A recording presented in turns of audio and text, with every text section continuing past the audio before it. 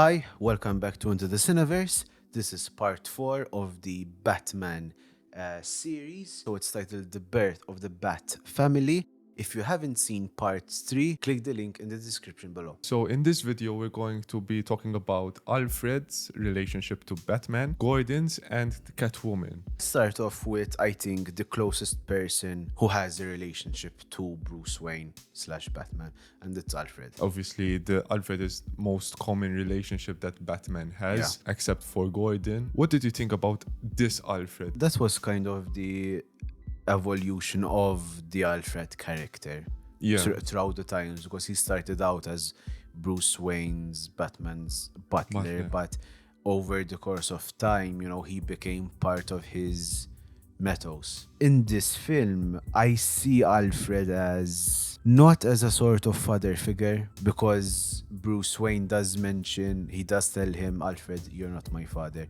He knows that there's that line that Alfred is not going to cross. He does act like he's his guardian. He does want to take care of him.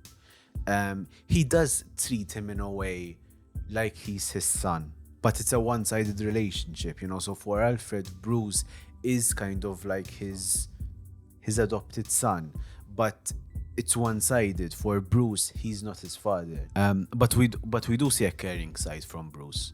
We know that he loves Alfred. He knows everything that he's done for him, especially when he thinks that his Alfred's life is in danger. When he races back with the car. We see that Batman cares about Alfred, but it's a very, I would say, indirect way, where I care about you, but I'm not going to show you that I care about you. It's a very complex relationship, but it's a very loving relationship. Not to mention that I think Andy Serkis does a great job as Alfred. I was a little skeptic maybe at first, like, okay, they're getting Andy Serkis to play Alfred. I don't imagine him as Alfred. I think he did a great job. Moving on to Detective James Gordon. So Gordon is usually is like the good guy of the police station. He's not corrupt. He goes by the book. He wants justice. And we do find this Gordon in this film. But the relationship with Batman, I see it very, very different. With the Christian Bale Batman, Gordon is more of I will not let you do certain things. I have a limit. There's a boundary. With this Gordon, I don't see that there's that boundary. He goes everywhere with Batman. Where he goes, Batman goes. I really love the scene where he tells Batman, okay, now punch me in the face and run the back door, and gives him the key to the back door, which I think sums up very well their relationship at that point. He wants the justice. He will use certain unethical ways to get the justice that needs to be done through Batman, because obviously Batman is not a police. Because that's very ironic, because what you were saying is because Gordon is least or not at all corrupt police officer in the whole of GCPD.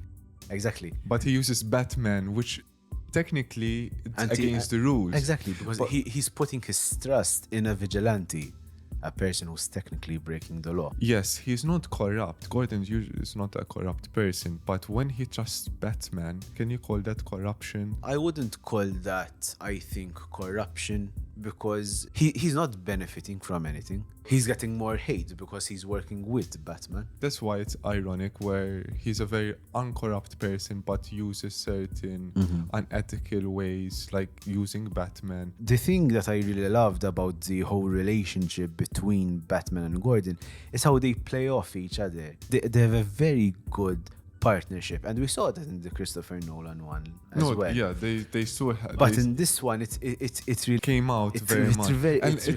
It's more. There's more partnership here than before. Gordon didn't want certain things from Batman.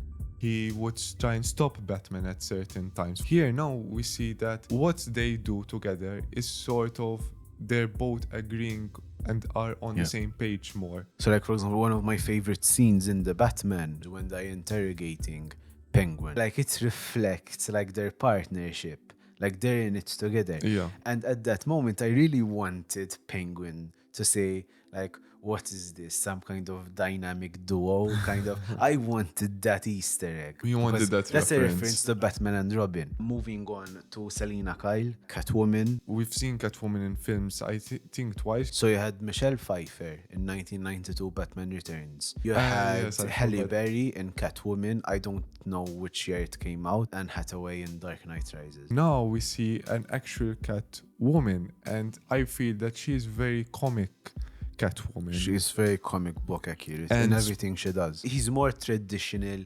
classic martial arts, fist fight, and she's more athletic, gymnastic, fighting style. And one of the things that I really liked about this Catwoman is they made her Carmine Falcone's daughter, which I think that's a reference to a comic. Selina Kyle is Carmine Falcone's illegitimate daughter, I think, which makes her relationship with Batman a lot more kind of complex, complicated. One thing that they both have in common, they both hate Carmine Falcone. If we talk about Zoe Kravitz, I think the best Catwoman that we have. I think she is the best. I'll say one of my favorite Catwoman scenes in this film is the first time we see her as Catwoman, when Bruce Wayne is spying on her.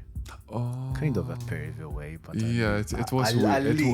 It was a bit weird how he did it. Fine. When we see her leave her room in the full catsuit, this second her this second she steps out of the window in a very elegant Catwoman way, the soundtrack changes. It brings out the Catwoman theme. Exactly, very Cat Burglar.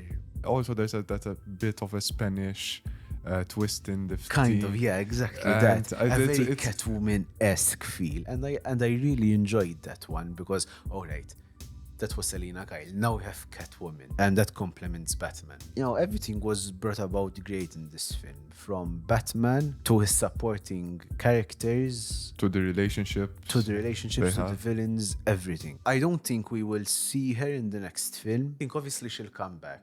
No, I think she will come back, but I don't think now she's going to be a main anymore. Since Selina left, I think because of Selina leaving, Bruce Wayne will become the playboy, rich guy that we know he is from the previous films and from the comics. But he became that Bruce Wayne because Selina left. So that brings an end to part 4, the birth of the Bat family. Please stay tuned for part 5, where we discuss the last scenes of the Batman and some Easter eggs. Yes. So please stay tuned.